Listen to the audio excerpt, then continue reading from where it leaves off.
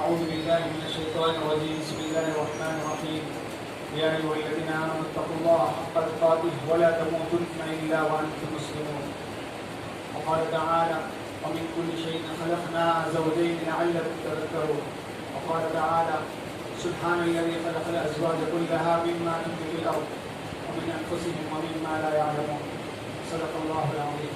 وقال النبي صلى الله عليه وسلم: الدنيا كلها متاع وخير متاع الدنيا الموت الصالح أو كما قال عليه الصلاة والسلام.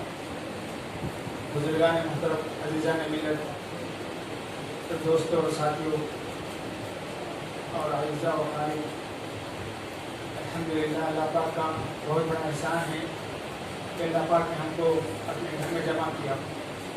زندگی میں ایسے مراحل آتے ہیں خوشی کے، غم کے، اللہ پاک ہر ایک کو چیزیں نصیب فرماتے ہیں. ان میں سب سے یہ جو خوشی کی تقریب ہوتی ہے، نکاح کی محفل، نورانی محفل، یہ اصل ایمان کی تکمیل کے لیے دیا گیا ہے. زندگی کا ایک حصہ ہوتا ہے. اللہ پاک نے اس کو ہر انسان کے لیے بنایا ہے، مقدر کا جوڑا، اور وہ جوڑے اللہ نے پہلے سے طے کر چکے ہیں. انسانوں کی پیدائش سے ہزاروں ہزار سال پہلے ہر انسان کی تقدیر لکھی جا چکی ہے. جیسا کہ حدیث شریف میں آتا ہے کہ انسان پیدا ہونے سے 1500 سال پہلے یا 1000 سال پہلے انسان کی تقدیر لکھی جا رہی ہے، اور اس کا دنیا میں وقوع ہوتا ہے. اس کا جب وقت آتا ہے بالکل اجل مسمى، ہر چیز کا ایک مقرر وقت لکھا گیا ہے، وہ آنے پر وہ چیز انجام دی جاتی ہے. اللہ پاک نے کسی کو جو ہے بیکار نہیں چھوڑا، ہر چیز کو جو ہے ایک اس کا ایک جوڑا بنا ہے. آج کی نئی تحقیق، نئی سائنس یہ بتلاتی ہے کہ ہر چیز میں اللہ نے جوڑے بنائے ہیں. اور قرآن شاہد ہے، قرآن پاک کہتا ہے: وَمِن كُلِّ شَيْءٍ خَلَقْنَا زَوْجَيْنِ لَعَلَّكُمْ تَذَكَّرُونَ. اے انسانوں سمجھو، ہم نے ہر چیز کے جوڑے بنائے ہیں تاکہ سمجھنے کے لیے کہ اللہ کی قدرت کیسی ہے، اللہ کی قدرت کو پہچاننے کے لیے اللہ نے نظام کو چلایا ہے. اور ظاہر سی بات ہے، ہر انسان، عقل مند انسان اس کو سمجھتا ہے کہ دنیا کے کسی چیز کو اس کی بقا کے لیے، کسی نسلوں کی بقا کے لیے جو ہے جوڑے ہونا ضروری ہے. الغرض یہ محفل ہم شامل ہوئے ہیں. اللہ ہم کو اس محفل میں جو عاقدین کے لیے ہم جو دعا کے لیے شرکت کرتے ہیں، ان کے عام طور پہ لوگوں کی نظروں میں بات نہیں ہوتی کہ جو عاقدین کی دعاؤں کے عاقدین یہ چاہتے ہیں کہ ہماری محفل میں شامل ہونے والا فرد ہمارے لیے دعا کرے. کیونکہ ہم رخوں پہ بھی لکھتے ہیں، اس کو رخے میں لکھا ہوا ہوتا ہے آپ کی شرکت اور ہمارے لیے باعث خیر و برکت اور متمنی فلاں و فانا، اور عاقدین کے لیے دعاؤں کے متمنی، عاقدین کے دعاؤں کے متمنی لکھا ہوا ہوتا ہے. تو خاص طور پر یہ چیز ہم کو ہماری نظروں میں لینی چاہیے کہ دعا عقد نکاح پر جو دعا دی جاتی ہے عاقد کو، نکاح کرنے والے کو، دلہے کو، وہ یہ ہوتی ہے: بارک اللہ لک و بارک علیک و جمع بینکما فی خیر. یہ دعائیں ہیں. اس دعا کے لیے ہم شرکت کرتے ہیں. یہ ہوتا ہے نبی کی سنت ادا ہو جائے، کیونکہ نبی صلی اللہ علیہ وسلم نے فرمایا کہ نکاح من سنتی، نکاح میری سنت ہے، اس کو انجام دیتا ہے دلہا.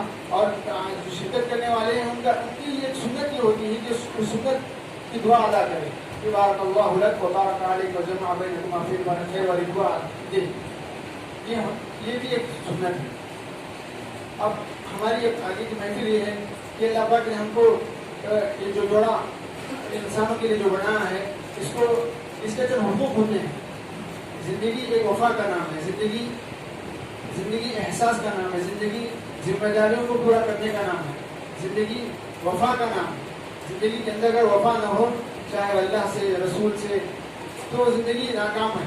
اسی طرح زندگی کے اور بھی مراحل ہوتے ہیں: ازدواجی زندگی، معاشرتی زندگی، معاملاتی زندگی، معاشیاتی زندگی. ساری زندگی کے الگ الگ مراحل ہوتے ہیں. اس میں ایک مرحلہ معاشرتی زندگی کا ہوتا ہے. معاشرتی زندگی بھی دین کا حصہ ہے. ایمان کے جتنے حصے بتائے گئے ہیں وہ جو ایمانیات والا حصہ، عبادات والا حصہ، تجارت والا حصہ، معاملات والا حصہ، معاشرت والا حصہ ہے. ایک ایک دین کا حصہ ہے. اس لیے ہم اس کو مسجد میں ادا کر رہے ہیں، کیونکہ اگر ہمارے دین کا حصہ نہ ہوتا تو ہم اس کو مسجد میں ادا نہیں کرتے. اس لیے اللہ کے نبی صلی اللہ علیہ وسلم نے فرمایا: اعلنوا النکاح وجعلوها فی المساجد. نکاح کا اعلان کرو اور اس کو مسجد میں ادا کرو. ماشاءاللہ ہمارے ماحول پچھلے سالوں سے 15-20 سالوں سے یہ بنا آ رہا ہے. اس سے پہلے بھی تھا لیکن اتنا عام نہیں تھا. الحمدللہ چند سالوں سے 15-20 سال سے ماحول بنتا جا رہا ہے. کیونکہ ہم دیکھتے ہیں کہ غیر تو اپنے اپنے معبدوں میں اپنے اپنے عبادت خانوں میں اس کو ادا کرتے آتے ہیں اور ابھی بھی کرتے ہیں. کرسچن لوگ اپنے چرچوں کو چھوڑ کر کہیں نہیں جاتے اور غیر لوگ تو دیکھتے ہی کہ وہ لوگ اپنے عبادت خانوں کو چھوڑ کر کہیں نہیں جاتے. لیکن مسلمان ایک بھٹکا ہوا انسان تھا جو اب تک بھٹک رہا تھا, لیکن اللہ پاک نے توفیق عطا فرمائی, مرحمت فرمائی ماشاءاللہ. اور بہت سے گھرانے ایسے جو پہلے سے اس کو انجام دیتے آ رہے ہیں. ایسی بات نہیں ہے کہ وہ اس کو انجام نہیں دے رہے تھے. الحمدللہ بعض ایسے دیندار باوقار اور دینی گھرانے ہوتے ہیں, اللہ پاک نے ان کو پہلے سے توفیق عطا فرمائی ہے تو اس کو انجام دیتے آ رہے ہیں. اب دیکھیے شوہر کے چند حقوق ہوتے ہیں, بیوی کے چند حقوق ہوتے ہیں. کیونکہ زندگی وفا کا نام ہے تو دونوں طرف سے وفا ہونی ہے. تو جو زندگی میں چین سکون خیر و برکتیں آتی ہیں, اگر اس کے اندر چین سکون نہیں ہوگا وہ اس لیے نہیں ہوگا کہ اس کے اندر وفا کا پہلو نہیں ہوگا, وفا کا احساس نہیں ہوگا. کیونکہ زندگی احساس کا نام ہے. دیکھیے آپ کے بدن پر کہیں آپ کو جو ہے مار لگ جائے, کوئی زخم آ جائے, انگلی کا ایک کوڑا ہے, اگر اس کو زخم لگ گیا تو آپ وہاں بچھڑ گیا, گل گیا, تو ڈاکٹر اس کو چیک کرنے کے لیے پل لگاتا ہے. پل لگا کر دیکھتا ہے کہ یہاں پر آپ کو درد ہو رہا ہے نہیں ہو رہا. اگر وہاں پر آپ جیسا پل لگا تو آپ کو محسوس ہوا, تکلیف ہوئی, تو ڈاکٹر سمجھتا ہے کہ ابھی زندگی ہے اس کے اندر, اس حصے کے اندر آپ زندگی باقی ہے, اس کا علاج کر سکتے ہیں. اگر وہ بالکل ناکارہ ہو گیا, بالکل بیکار ہو گیا, اس کو کاٹنا پڑ گیا, تو آگے کا جو مرحلہ ہوتا ہے وہ اس کو انجام دیتا ہے. تو معلوم نہیں ہوگا کہ زندگی احساس کا نام. جہاں پر احساس ہو, جہاں پر درد ہو, وہاں احساس ہوگا.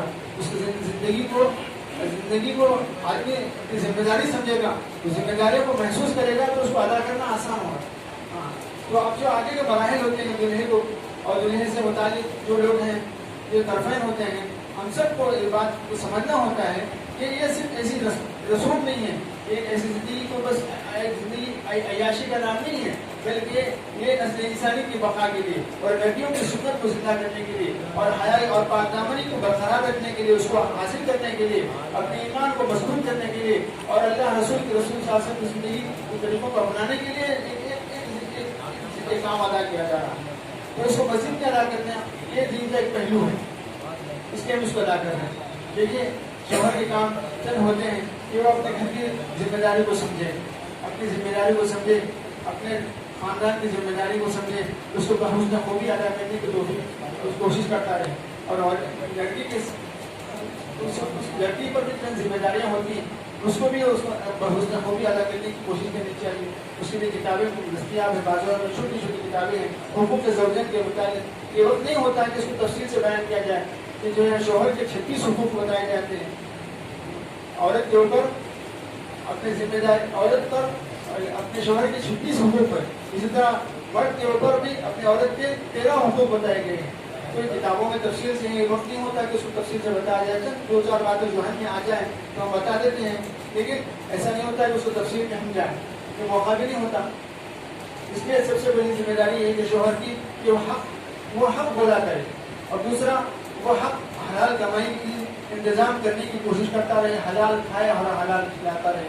اور تیسرا اپنے بڑوں کا اکرام کرے, گھر میں بڑے ہوتے ہیں ان کا اکرام کرے. اور چھوٹا اپنے بیوی کے حقوق ادا کرتا رہے, اپنے جو ذمہ داریاں ہوتی ہیں اس کو ادا کرنا ہے, اس میں کوتاہی نہیں کرنا ہے. ہاں, چاہے وہ کسی بھی لائن کی ہو, اس کو خوش رکھنے کی کوشش کرتے رہے. اس طرح بیوی کی بھی حقوق ہوتے ہیں کہ بیوی کے اوپر ذمہ داری ہوتی ہے اپنے شوہر کی فرما برداری کرے. یہاں تک شریعت میں بتائی گئی ہے کہ اگر خدا کے بعد کسی کو دنیا میں سجدہ کرنے کا حکم دیا جاتا تو وہ لڑکی سے, بیوی سے کہا جاتا کہ اپنے شوہر کی یہ سجدہ کرے. لیکن ہماری شریعت میں حکم نہیں ہے, شریعت میں کسی کو سجدہ کرنا حرام ہے سوائے اللہ تعالیٰ کی ذات کے.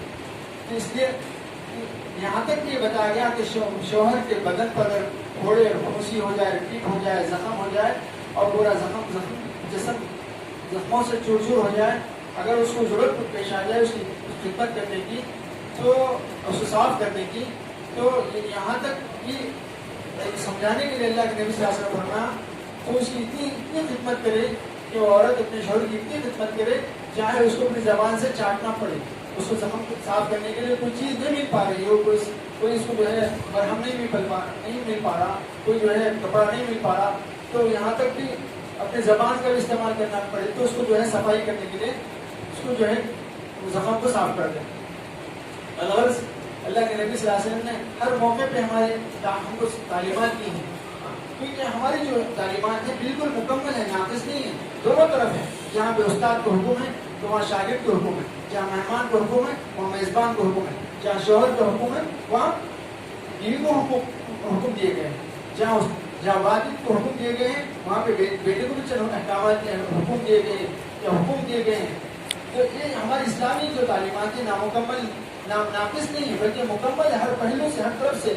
ایسا نہ ہو کہ جو ہے کہ صرف شوہر کو احکامات دیے گئے، بیوی کو جو ہے کوئی احکام نہیں ہے، اور یا بیوی کو احکام دیے گئے اور بیوی کو شوہر کو احکام نہیں دیے گئے، ایسا نہیں، بلکہ دونوں جانب سے احکامات ہم کو دی گئی ہیں، ہم اس کو سمجھنے کی کوشش کریں، اس کو بحسن خوبی ادا کریں گے تو زندگی خیر و برکت رہے گی، زندگی میں چین سکون رہے گا، زندگی میں ہے جو آرام رہے گا۔ اور یہ بات ہے کہ جب شوہر گھر میں آئے تو عورت کا کام یہ ہے کہ اس کے ذمہ داریوں کو، اس کے پریشانیوں کو سمجھتے ہوئے اس کا صحیح طور پہ استقبال کرے۔ آنے کے بعد اس کے اپنے گھر کی ضرورتوں کو سامنے نہ رکھیں اور اپنے پریشانیوں کو نہ سنائیں، بلکہ اس کو آنے کے بعد ہنستا چہرہ ہوا اس کو جو ہے استقبال کرے، اس کو ٹھنڈا پانی دے، اس کو جو ہے اپنی تھکان کو اتارنے کے بعد اپنی جو ضرورتیں ہیں اس کو سامنے پیش کریں۔ ایسا نہ ہو کہ آتے ہیں اپنے گھر کی پریشانی کو سنانا شروع کر دی، یہ بھی غلط ہے۔ اور شوہر کو بھی یہ بتایا گیا کہ ایسا نہ ہو کہ اپنے گھر کی آفس کے جو بوجھ کو اور آپ کی ذمہ داریوں کو لا کر گھر میں اتار دیں۔ گھر کی ذمہ داریاں گھر میں ہونی ہیں اور باہر کی ذمہ داریاں باہر کے کام کاج باہر کر کے آ جائے۔ جب گھر میں جائے داخل ہو بسم اللہ پڑھ کر سلام کہہ کر داخل ہو اور ہنستا چہرہ ہو، جو ساری تھکان ختم ہو جائے تو اللہ پاک جو ہے اس کے اندر خیر و برکتیں اور راحتیں عطا کریں گے، زندگی میں چین سکون رہے گا، محبتیں رہیں گی اور ہمیشہ زندگی خوشحال رہیں گی۔ اللہ ہم سب کو ایک عمل کی توفیق عطا فرمائے، کہنے سننے سے زیادہ عمل کی توفیق نصیب فرمائے۔ اور یہ تاخیر ہو گئی تھی، اصل میں نکاح ہونے کا، تھوڑی تاخیر معذرت چاہتے ہیں۔